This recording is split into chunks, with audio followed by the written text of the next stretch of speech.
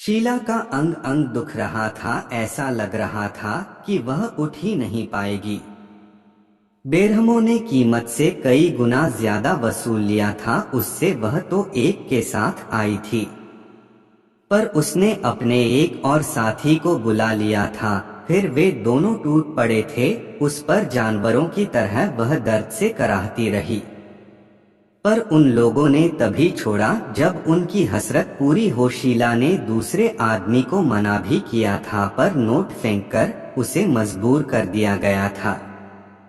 ये कमबख्त नोट भी कितना मजबूर कर देते हैं।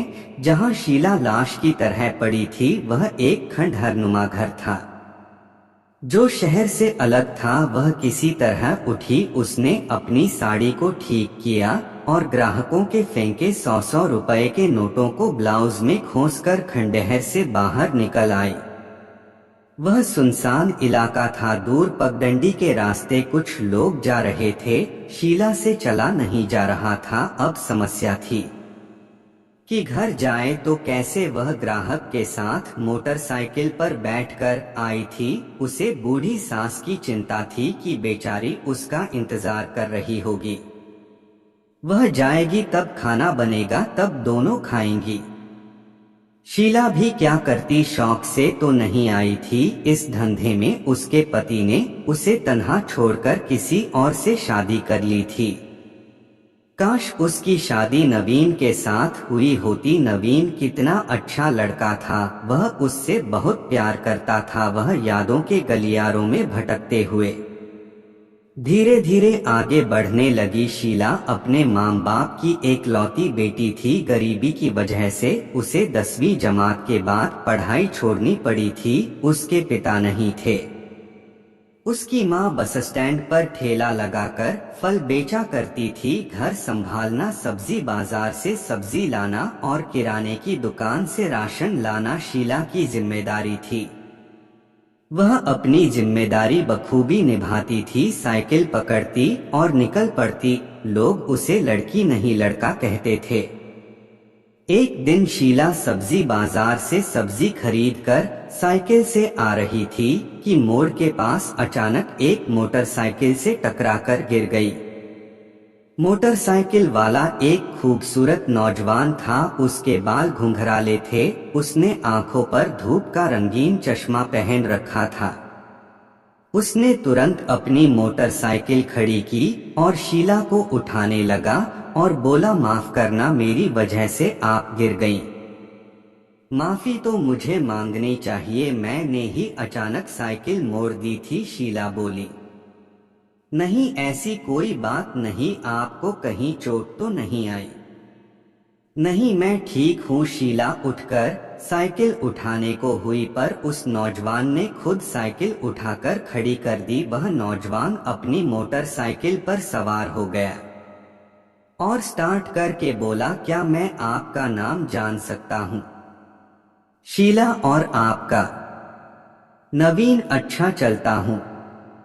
इस घटना के 4 दिन बाद फिर दोनों की सब्जी बाजार में मुलाकात हो गई। अरे शीला जी, आप नवीन चहका सब्जी ले रही हो?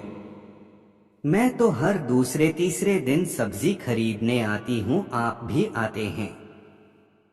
नहीं, सच कहूँ तो मैं यह सोचकर आया था कि शायद आपसे फिर मुलाकात हो जाए, कहकर नवीन मुस्कुराने लगा। अगर आप बुरा न माने तो क्या मेरे साथ चाय पी सकती हैं? चाय तो पीऊंगी, लेकिन यहाँ नहीं, कभी मेरे घर आइए, वहीं पिएंगे, कहकर शीला ने उसे घर का पता दे दिया। शीला आज सुबह से नवीन का इंतजार कर रही थी। उसे पूरा यकीन था कि नवीन जरूर आएगा। वह घर पर अकेली थी।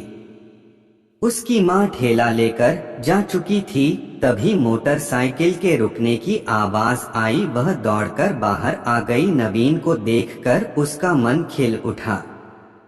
आइए आइए न। नवीन ने शीला के झोंपड़ी जैसे कच्चे मकान को गौर से देखा और फिर भीतर दाखिल हो गया। शीला ने बैठने के लिए लकड़ी की एक पुरानी कुर्सी आगे बढ़ा दी और चाय बनाने के लिए चूल्हा फूंकने लगी रहने दो, क्यों तकलीफ करती हो, चाय तो आपके साथ कुछ पल बिताने का बहाना है, आइए पास बैठिए कुछ बातें करते हैं।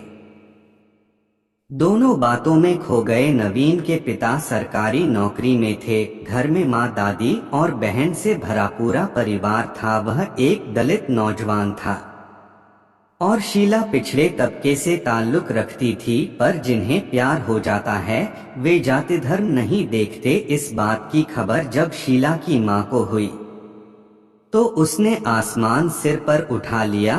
दोनों के बीच जाति की दीवार खड़ी हो गई। शीला का घर से निकलना बंद कर दिया गया। शीला के मामाजी को बुला लिया गया और शीला की शादी बीड़ी कारखाने के मुनीम श्यामलाल से कर दी गई। शीला की शादी होने की खबर जब नवीन को हुई तो वह तड़प कर रह गया।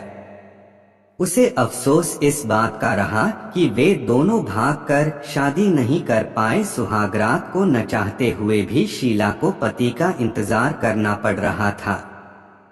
उसका छोटा परिवार था, पति और उसकी दादी माँ, माम बाप किसी हादसे का शिकार होकर गुजर गए थे। श्यामलाल आया तो शराब की बदबू से शीला को घुटन होने लगी, पर श्यामलाल को कोई फर्क नहीं पड़ना था। न पड़ा, आते ही उसने शीला को ऐसे दबोच लिया मानो वह शेर हो और शीला बकरी। शीला सिसकने लगी।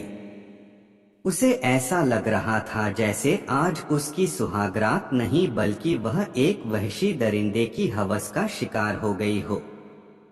सुबह दादी की अनुभवी आंखों ने ताड़ लिया कि शीला के साथ क्या हुआ है। उसने शीला को हिम्मत दी कि सब ठीक हो जाएगा, श्यामलाल आदत से लाचार है पर दिल का बुरा नहीं है। शीला को दादी माँ की बातों से थोड़ी राहत मिली। एक दिन शाम को श्यामलाल काम से लौटा तो हमेशा की तरह शराब के नशे में धुत था। उसने आते ही शीला को मारना पीटना शुरू कर दिया। बेहिया, तूने मुझे धोखा दिया है। शादी से पहले तेरा किसी के साथ नाजायज संबंध था, किसी के साथ नहीं। दादी माँ, यह सब झूठ है। यह बात सच है कि मैं किसी और से प्यार करती थी और उसी से शादी करना चाहती थी। मेरा विश्वास करो दादी, मैंने कोई गलत काम नहीं किया। मैं जानती हूँ बहू, तुम गलत नहीं हो। समय आने पर श्याम भी समझ जाएगा। और एक दिन ऐसी घटना घटी जिसकी कल्पना किसी ने नहीं की थी। श्यामलाल ने दूसरी शादी कर ली थी और अलग जगह रहने लगा था। श्यामलाल की कमाई से किसी तरह घर चल रहा था। उसके जाने के बाद घर में भुखमरी छा गई। शीला मायके में कभी काम पर नहीं गई थी। ससुराल में किसके साथ जाती, कहाँ जाती। घर का राशन खत्म हो गया था। दादी के कहने पर शीला राशन लाने महल्ले की लाला की किराने की दुकान पर पहुंच गई। लाला ने चश्मा लगाकर उसे ऊपर से नीचे तक घूर कर देखा। फिर उसकी ललचाई आंखें शीला के उभारों पर जा टिकी। मुझे कुछ राशन चाहिए, दादी ने भेजा है। शीला को कहने में संकोच हो रहा था। मिल जाएगा, आखिर हम दुकान खोल कर बैठे क्यों हैं, पैसे लाई हो। शीला चुप हो गई। मुझे पता था कि तुम उधार मांगोगी। अपना भी परिवार है, पत्नी है, बच्चे हैं। उधारी दूंगा तो परिवार कैसे पालूंगा। वैसे भी तुम्हारे पति ने पहले का उधार नहीं दिया है, अब और उधार कैसे दूं। शीला निराश होकर जाने लगी। सुनो जी लाला जी, एक शर्त पर राशन मिल सकता है। बोलो लाला जी, क्या शर्त है। अगर तुम मुझे खुश कर दो तो। लाला, शीला बिफरी, पागल हो गए हो क्या, शर्म नहीं आती ऐसी बात करते हुए। लाला को भी गुस्सा आ गया। निकलो यहाँ से, पैसे लेकर आते नहीं हैं। उधार में चाहिए जाओ कहीं और से ले लो। शीला को खाली हाथ देखकर दादी ने पूछा, क्यों बहू, लाला ने राशन नहीं दिया क्या। नहीं दादी, मुझसे अब भूख और बर्दाश्त नहीं हो रही है। बहू, घर में कुछ तो होगा, ले आओ। ऐसा लग रहा है मैं मर जाऊंगी। शीला तड़प उठी। मन ही मन शीला ने एक फैसला लिया और दादी माँ से बोली, दादी मैं एक बार और कोशिश करती हूँ, शायद इस बार लाला राशन दे दे। लाला तुम्हें मेरा शरीर चाहिए, न अपनी इच्छा पूरी कर ले और मुझे राशन दे दे। लाला के होठों पर कुटिल मुस्कान तैर गई। यह हुई न बात। लाला उसे दुकान के पिछवाड़े में ले गया और अपनी हवस मिटाकर उसे कुछ राशन दे दिया। इसके बाद शीला को जब भी राशन की जरूरत होती वह लाला के पास पहुंच जाती। एक दिन हमेशा की तरह शीला लाला की दुकान पर पहुंची, पर लाला की जगह उसके बेटे को देखकर ठिठक गई। क्या हुआ, अंदर आ जा। लाला जी नहीं है क्या? पिताजी नहीं हैं तो क्या हुआ, मैं तो हूं न। तुम्हें राशन चाहिए और मुझे उसका दाम। इसका मतलब मुझे सब पता है, कहकर शीला को दुकान के पिछवाड़े में जाने का इशारा किया। अब तो आए दिन बाप बेटा दोनों शीला के शरीर से खेलने लगे। इसकी खबर शीला के मोहल्ले के एक लड़के को हुई तो वह उसके पीछे पड़ गया। हमेशा की तरह शीला चौक में खड़े होकर ग्राहक का इंतजार कर रही थी कि तभी उसे किसी ने पुकारा, शीला। शीला ग्राहक समझकर पलटी, लेकिन सामने नवीन को देखकर हैरान रह गई। वह अपनी मोटरसाइकिल पर था। तुम यहाँ क्या कर रही हो? नवीन ने पूछा। शीला हड़बड़ा गई। मैं अपनी सहेली का इंतजार कर रही थी। शीला, मैं तुमसे कुछ बात करना चाहता हूँ, बोलो। यहाँ नहीं, चलो कहीं बैठकर चाय पीते हैं, वहीं बात करेंगे। शीला नवीन के साथ नजदीक के एक रेस्टोरेंट में चली गई। शीला, नवीन ने बात की शुरुआत की, मैंने तुमसे शादी करने के लिए अपने माँ पापा को मना लिया था, लेकिन तुम्हारे परिवार वालों की नापसंद के चलते हम एक होने से रह गए। नवीन, मैंने भी बहुत कोशिश की थी, लेकिन हम दोनों के बीच जाति की एक मजबूत दीवार खड़ी हो गई।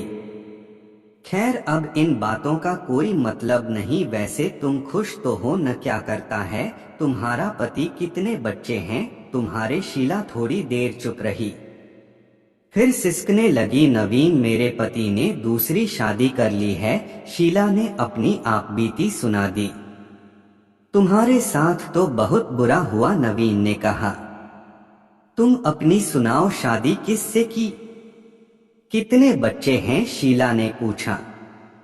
एक भी नहीं, मैंने अब तक शादी नहीं की। क्यों? क्योंकि मुझे तुम जैसी कोई लड़की नहीं मिली। शीला एक बार फिर तड़प उठी। शीला, मेरी जिंदगी में अभी भी जगह खाली है, क्या तुम मेरी पत्नी बनोगी? नहीं नवीन, यह मुमकिन नहीं है। मैं पहली वाली शीला नहीं रही। मैं बहुत गंदी हो गई हूँ, मेरा दामन मैला हो चुका है। मैं तुम्हारे लायक नहीं रह गई हूँ। मैं जानता हूँ कि तुम गलत राह पर चल रही हो, पर इसमें तुम्हारा क्या कसूर है? तुम्हें हालात ने इस रास्ते पर चलने को मजबूर कर दिया है। तुम चाहो तो इस राह को अभी भी छोड़ सकती हो, मुझे कोई जल्दी नहीं है।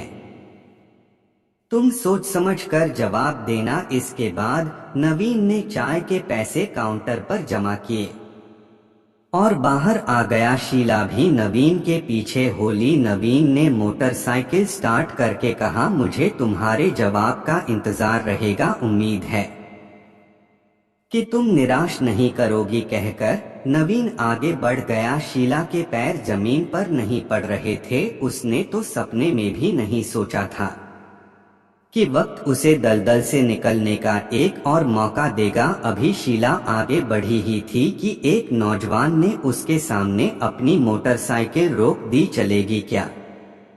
हट, पीछे नहीं तो चप्पल उतार कर मारूंगी, शीला गुस्से से बोली और इठलाती इतराती अपने घर की तरफ बढ़ गई।